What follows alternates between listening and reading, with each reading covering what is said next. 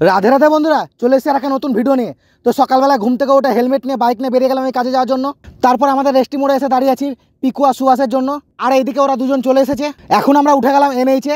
তারপর আমি ঢুকে গেলাম পাওয়ার প্ল্যান্টের ভেতরে। আর এইদিকে কুলিং টাওয়ারগুলো দেখো কত কাছ থেকে দেখছি আমি। আর পাওয়ার প্ল্যান্টের সব যন্ত্রপাতি দেখো কত কাছ থেকে দেখছি আমি এই প্রথম। তারপরে গাড়িতে করে যাচ্ছি আমি কুলিং টাওয়ারের পাশ দিয়ে।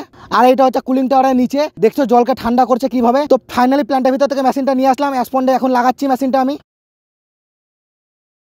আর আজকে এখানে মেজারমেন্ট হবে, তাই কত লোক এসেছে তোমরা একবার দেখো। আর এখান থেকে একবার পাওয়ার প্ল্যান্টটা দেখো কতটা দূরে, আর আমরা এখন কত দূরে আছি। তারপর আমার মেশিন সেটআপ হয়ে গেল এখন। আর এর মধ্যেই পাশ দিয়ে দুটো মালগাড়ি ক্রসিং করছে একসাথে। তারপর আমরা পয়েন্ট মার্কিং শুরু করলাম। আর এরা পিজম ধরতে যাচ্ছে এখন জঙ্গলে ওইদিকে। সারা রাত বৃষ্টি হয়েছে, তো আজকে গরম প্রচুর পড়েছে। আর আমাদের দুটো হায়াবুসা এখানে রাখা আছে যাতে আমরা এসেছি।